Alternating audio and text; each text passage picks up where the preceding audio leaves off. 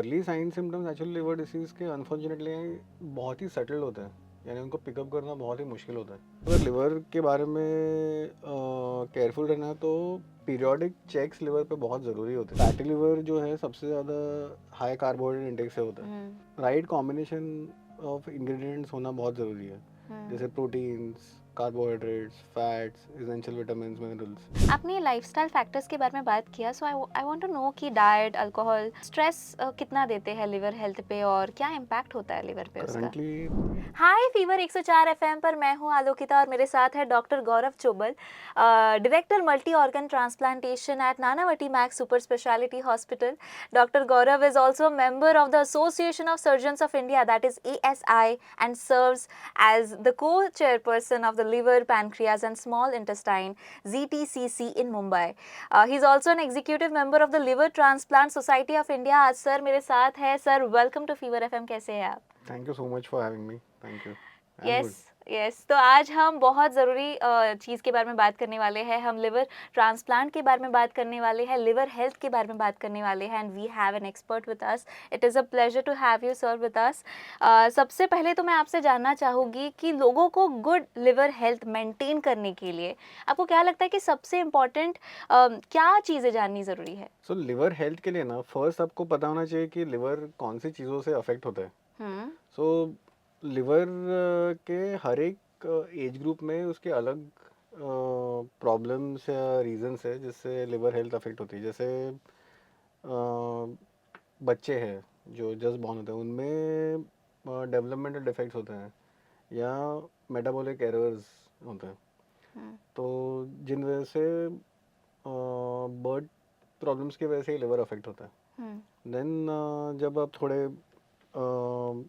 Teenage population की ओर बढ़ते हैं तभी भी देयर इज़ अ मिक्स, क्योंकि वो इन्फेक्शंस को एक्सपोज होते हैं, जैसे वायरल हेपेटाइटिस, हेपेटाइटिस ए जो बाहर के खाने से होते हैं। So that is one of the common causes affecting the young population, teenagers. So उनमें वैक्सीनेशन बहुत ज़रूरी है, माइंडफुल रहना, जैसे हेपेटाइटिस ए, हेपेटाइटिस ई की वैक्सीन्स, जिससे ये डिसीजेस प्रिवेंट हो सकते हैं। बच्चों में पीडियाट्रिशियंस जो उनको स्क्रीन करना, टाइमली पिकअप करना ताकि लिवर पूरी तरह डैमेज ना हो। फिर then coming to the next set of the age group, जैसे 30-40 ईयर्स, जिसमें अल्कोहल बहुत कॉमन कॉज है या प्रिडोमिनेंट रीज़न है लिवर अफेक्ट होने का। सो बेसिकली माइंडफुल रहना कि सेफ ड्रिंकिंग लिमिट्स कितनी है, उसको क्रॉस नहीं करना, that is very important. And then when you move across like 40-50s, metabolic liver disease जो एक स्पैन के ऊपर डेवलप होती है, जैसे फैटी लिवर। जैसे अभी फैटी लिवर इज एक्चुअली सबसे number one reason liver disease का, इंडिया में ही नहीं ऑल ओवर द वर्ल्ड। जैसे अराउंड 30-35% जो पॉपुलेशन है इंडिया की is affected with fatty liver disease. तो ये जो है correcting your life style, mindful about आप क्या कितनी एक्सरसाइज कर रहे हो, क्या डाइट है आपका, ये अगर आप चीज़ें टाइमली फैशन में उसको नहीं करेक्ट करेंगे तो ये धीरे धीरे ओवर 10 से 20 साल में मैनिफेस्ट होके 50 to 70 ईयर्स के बीच में मैनिफेस्ट होती है in the form of liver dysfunction या लिवर डिसऑर्डर्स। तो सर अर्ली साइंस या सिम्टम्स कौन कौन से हैं जिसे लोग अक्सर इग्नोर कर देते हैं पर उसे समझना ज़रूरी है? So early sign symptoms actually liver disease के अनफॉर्चुनेटली बहुत ही सेटल्ड होते हैं, यानी उनको पिकअप करना बहुत ही मुश्किल होता है। जैसे मोस्ट ऑफ द टाइम्स लोगों को स्वेलिंग ऑफ द फीट, जो बहुत बार हम बोलते हैं कि नहीं ये तो काम करने से शाम को आती है एंड चली जाती है, दैट इज़ एक्चुअली बहुत ही first manifestation of liver disease. And फिर हेल्थ चेकअप में जब आप देखते हैं कि प्लेटलेट काउंट पेशेंट्स के लो आ रहे हैं, तो बहुत बार जिसको इग्नोर किया जाता है, बट दीज आर एकदम सेटल साइंस होते हैं लिवर डिसीज़ के। इसलिए आपको अगर लिवर के बारे में केयरफुल रहना है तो पीरियोडिक चेक्स लिवर पे बहुत ज़रूरी होते हैं। और अभी विद ऑल दी रिसेंट जो टेक्नोलॉजी है, diagnosing liver health has become very easy, जो पहले नहीं थी। यानी पहले जो लिवर कि ब्लड टेस्ट होते थे या सिर्फ सोनोग्राफी पे रिलाई किया जाता था, जिसमें बहुत बार लिवर डिसीज एक्चुअली मिस या इग्नोर की जाती थी। जैसे फैटी लिवर देखा तो इनिशियली बहुत बार इससे कोई प्रॉब्लम नहीं होता ऐसे माना जाता था कि फैटी लिवर ही है, ये तो बहुत कॉमन है और इसके लिए कुछ करने की ज़रूरत नहीं है। बट अभी कैसे है ना, एडवांस्ड टेक्नोलॉजी जैसे इलास्टोग्राफी है, MRI है, जिसमें लिवर की बहुत माइन्यूट तरीके से आप इवेल्यूशन कर सकते हैं एंड लिवर डिसीज़ के जो अलग अलग स्टेजेस है उसमें आप उसको डायग्नोज करके रोक सकते हैं या रिवर्स कर सकते हैं। सो लिवर के सिम्टम्स जब आते हैं तो एक्चुअली लिवर डिसीज़ बहुत एडवांस हो चुका होता है, बिकॉज लिवर का फंक्शनल रिजर्व बहुत बड़ा होता है।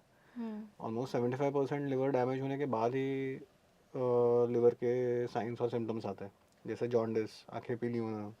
बट ये ब्लड रिपोर्ट्स में आ सकता है, लाइक ब्लड रिपोर्ट्स में आप उसको कुछ हद तक डायग्नोज कर सकते हैं ओके। इनिशियली। जैसे लिवर एंजाइम्स अगर डिरेंज हुए हुए हो तो उस पर आप अर्ली लिवर डिसीज पिकअप कर सकते हैं। But more than that indices है अभी बहुत सारे, जिससे आप लिवर हेल्थ या लिवर के क्वालिटी के बारे में अर्ली डायग्नोज कर सकते हैं, जो ब्लड टेस्ट से, सोनोग्राफी से आप कॉम्बिनेशन से पिकअप कर सकते हैं।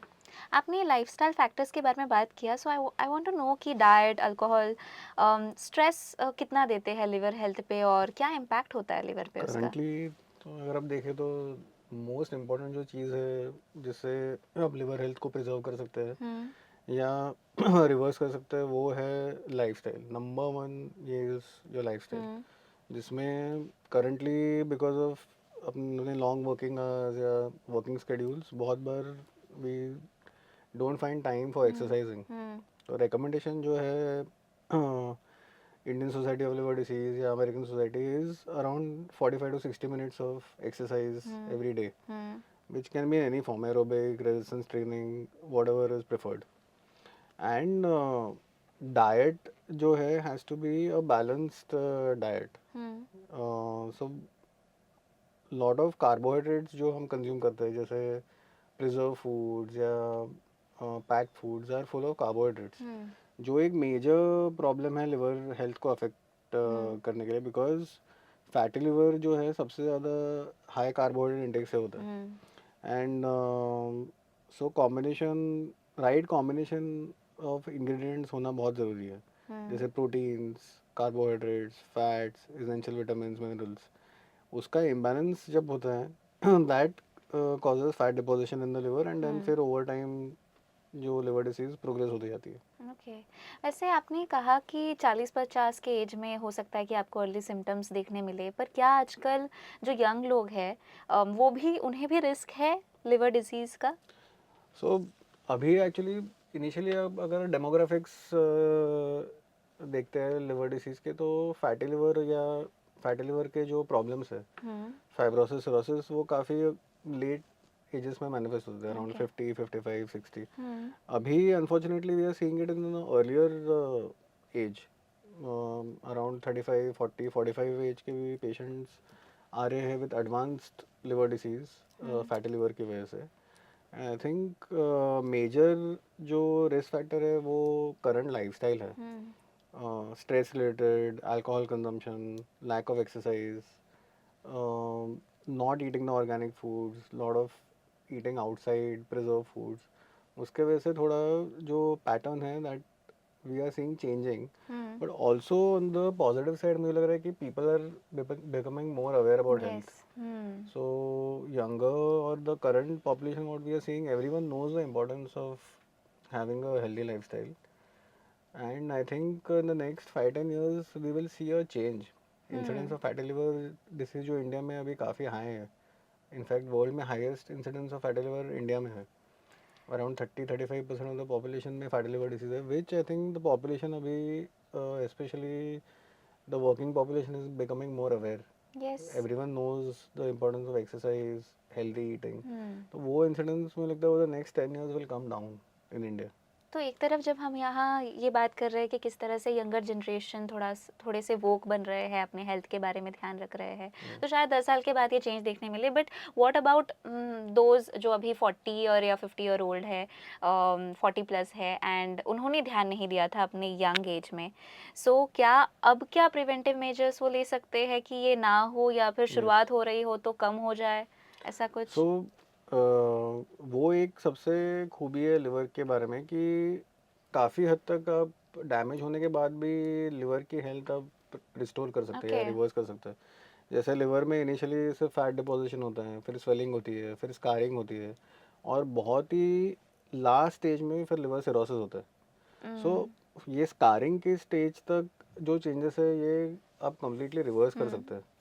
सो अगेन रिवर्स करने के लिए भी द फर्स्ट स्टेप इज़ आपका लाइफस्टाइल मॉडिफिकेशन, एंड अगर वो फेल होता है देन अभी we have lot of advancements in the medicine also, जो इनिशियली फैटी लिवर में नहीं थी। Lot of medicine to reverse the fat in the liver या स्कारिंग इन द लिवर, जो अभी लास्ट फ्यू ईयर्स में have come and become available for the patients. So even जो आप बता रहे हैं 45-50 is not a situation in which हम कम्प्लीटली गिव अप करें या there are no hopes. Lot of patients जिनको बहुत एडवांस लिवर डिसीज नहीं है, दैट लिवर हेल्थ और जो लिवर के प्रॉब्लम्स है can be completely reversed. So liver transplant happens at the last stage. Liver transplant only for the patients who have like एकदम irreversible, जिनको Okay. सीवियर डैमेज है liver को, Okay. Liver एकदम liver cirrhosis के stage तक पहुंचा है, and उनमें भी लिवर फंक्शंस जिनके कम हुए हैं, Okay. जिनको प्रॉब्लम्स हो रहे हैं जैसे जॉन्डिस है या फ्लूइड अक्यूमुलेशन है पूरे बॉडी में, Hmm. इंटरनल ब्लीडिंग है, ओनली उन पेशेंट्स में सिर्फ लिवर ट्रांसप्लांट किया जाता है, Hmm.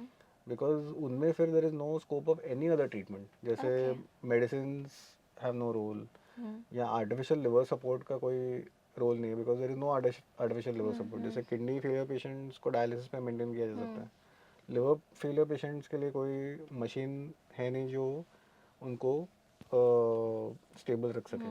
सो एक बार लिवर फेलियर सेट इन होता है, लिवर के फंक्शंस कम होता है, उस स्टेज पे transplantation is the only treatment left. तो ये प्रोसीजर क्या होता है ट्रांसप्लांटेशन का? if in brief, in short, if you can tell me. So liver transplantation यानी जो डैमेज लिवर है उसे हम रिप्लेस करते हैं। Okay. सो वो लिवर निकाल के हेल्दी डोनर लिवर से उसको रिप्लेस किया जाता है। सो हेल्दी डोनर लिवर्स दो तरीके से अवेलेबल होते हैं। वन इज़ जो ब्रेन डेड डोनर्स, जैसे सपोज कोई पेशेंट है जिसको ब्रेन में ब्लीडिंग हुई है या स्ट्रोक हुआ है या एक्सीडेंट की वजह से ब्रेन इंजरी हुई है, एंड ब्रेन जो इरिवर्सिबली डैमेज हुआ है, सो ये पेशेंट सर्वाइव नहीं कर सकते and they are called brain dead. So brain dead according to law is equivalent to death. So those are the patients who can donate all organs, whether it is liver, kidney, heart, lungs. So वो एक तरीका है liver transplant करने का, but वो जो है that constitutes to only around 10-20% of the transplants India में। मेजॉरिटी ऑफ द ट्रांसप्लांट्स अभी भी अराउंड 70-80% जो है are called as living donor liver transplants, जिसमें फैमिली मेम्बर लिवर का एक पार्ट पेशेंट को डोनेट करते हैं, एंड वो पार्ट लेके हम ट्रांसप्लांट करते हैं, एंड देन जो लिवर है वो ग्रो हो जाता है अराउंड 6 to 8 वीक्स Okay. में, वो रीजनरेट होकर it comes back to its normal size. So अगर ये होता है तो क्या कोई हेल्थ रिस्क है डोनर को सो ऐसे कंडीशन में? डोनर को क्या लाइफ लॉन्ग स्पैन कुछ कम होता है, नो कुछ ऐसा होता है? नहीं, सो डोनर का लाइफ स्पैन या लिवर फंक्शन लॉन्ग रन में कम नहीं होता, बिकॉज जैसे मैंने बताया कि लिवर रीजनरेट होता है। ओके. सो डोनर की रिकवरी यूजुअली अराउंड 1 वीक होती है हॉस्पिटल में, and around 2 to 3 weeks donors come back to the normal routine, सब कुछ कर सकते थे जो वो पहले कर रहे और थे। ये ग्रोथ को कितना वक्त लगता है? अराउंड 6 to 8 वीक्स लगते हैं, यानी 1.5 से 2 महीने। ओके. लिवर जो फंक्शंस है वो नॉर्मलाइज होने में 7 से 10 दिन लगते हैं। पर क्या ये इतना फास्ट प्रोसीजर है, लाइक लिवर ग्रो कर लेगा इन Yeah. 2 months? सो अगर आप देखेंगे ब्लड टेस्ट करके या स्कैन्स करके, ऑलमोस्ट 75% ग्रोथ फर्स्ट 2 वीक्स में ही हो जाती है। ओके. सो अगर डोनर्स या लिवर ट्रांसप्लांट पेशेंट्स में हम सीरियल स्कैन करेंगे, जैसे सीटी स्कैन करेंगे पीरियोडिकल इंटरवल्स, वो लिवर ग्रोथ दिख जाती है उसमें, ओके। सो लिवर रीजनरेशन बहुत ही फास्ट होती है अगर हेल्दी लिवर है तो मुझे लगता है एक मिथ के बारे में तो हमने यहीं पे बात कर ली है, जहाँ पे ऐसा मेरा हमेशा से मैंने सुना था कि लाइफ स्पैन शायद कम होता है डोनर का, अगर लिविंग डोनर ने लिवर डोनेट किया है, तो ऐसा बिल्कुल नहीं होता जैसा आप नहीं। कह रहे हैं। इसके अलावा मैं जानना चाहूँगी कि क्या और भी क्या क्या मिथ्स रिलेटेड है डोनेशन डोनर्स से। से? सो बहुत बार क्या होता है कि लोगों को लगता है कि डोनेशन के बाद डोनर हैंडीकैप हो जाएंगे, यानी उनको लगता है कि ऑलरेडी पेशेंट बीमार है, फिर डोनर डोनेट करके वो भी बीमार हो जाएंगे। तो उनको लगता है कि वो नॉर्मल अपनी एक्टिविटीज़ या जो भी रिस्पॉन्सिबिलिटीज़ है वो फुलफिल नहीं कर पाएंगे, जैसे काम करना या looking after the household. So that is a complete myth. I mean okay. Donors को अगर आप देखेंगे तो there is actually zero difference okay. Before and after. Okay. वो सब कुछ कर पाते हैं जो डोनेशन के पहले करते थे। Okay. The other myth is about females donating कि whether it will hamper their married life or the ability to have children. तो वो भी absolutely myth है, there is no correlation. So बहुत बार young females होती है जो अपने parents को donate करती है, then later on उनकी शादी होती है and everything is normal. So usually these are the two myths, and then third आपने जो पहले डिस्कस किया है कि लाइफ स्पैन डोनर की कम होती है, तो first principle of any transplant is कि डोनर को कुछ हार्म ना हो। सो इसलिए पूरी तरह से उनकी टेस्ट एंड इवेल्यूशन करके when we are completely sure कि डोनर इज ओके, तभी डोनर को सिलेक्ट किया जाता है। अच्छा, ये ट्रांसप्लांट्स कितने सेफ और सक्सेसफुल है अभी अगर आप अभी देखें के तो टाइम पे? Transplants have become the standard of care. The success rate of a normal liver transplant is up and above of 95%। Okay. So अगर कोई स्टेबल पेशेंट है जिसको सिर्फ लिवर डिसफंक्शन है, more than 95-96% of them will recover well. Obviously it's a super major surgery. Even though 100% is desirable, 100% sometimes is not achievable. But बहुत बार क्या होता है कि पेशेंट बहुत ज़्यादा बीमार होता है, then survival rate definitely comes down. जैसे मल्टी ऑर्गन फेलियर या acute liver failure, उनमें the outcomes are not 95-96%, they are a little lower. Sir, आपकी बातों से आई एम श्योर बहुत सारे लोग होंगे जिन्हें इसके बारे में नहीं पता होगा, जो कुछ फेस कर रहे हो सिम्टम्स, उन्हें इसके बारे में पता चलेगा। And I am so glad आप यहाँ पे आए। मैं चाहती हूँ कि आप लिवर डोनेशन के बारे में हमारे लिसनर्स से, हमारे व्यूअर्स से क्या कहना चाहेंगे, एक मैसेज जो आप देना चाहें। सो लिवर डोनेशन जैसे हमने अभी डिस्कस किया इज़ और सेफ, ये स्पेशली इंडिया में जो ब्रेन डेड डोनेशन का जो परसेंटेज है काफ़ी कम है compare to the west. So living donation India और साउथ ईस्ट एशिया के लिए करंटली एटलीस्ट प्रिडोमिनेंट फॉर्म है ट्रांसप्लांट का। एंड एंडेवर यही है पूरे ट्रांसप्लांट सोसाइटी का कि ब्रेन डेड डोनेशन या डिसीज डोनेशन बढ़े। So that is what we are working towards, increasing awareness, in tackling the cultural beliefs of the people. Living donation जो अभी है is safe and it is getting better because technology is advancing. So minimally invasive surgery अभी बहुत ज़्यादा हो रही है इसमें. We are doing robotic and laparoscopic donor surgery जिससे donor को discomfort बहुत ही कम हो, डोनर की रिकवरी बहुत जल्दी हो, and smaller scars, lesser pain, more cosmesis. So surgery itself is getting more refined and able to give better outcomes in the donors. Thank you so much, doctor, for becoming a part of Liver FM. It was a pleasure to have you with Yeah. us, and it was a super informative session. और बहुत अच्छे तरीके से आपने समझा। I am sure बहुत सारे लोग इससे बेनिफिट होंगे। Thank you. Thank you so much, sir. Thank you for becoming Thank a you. part. Thank you.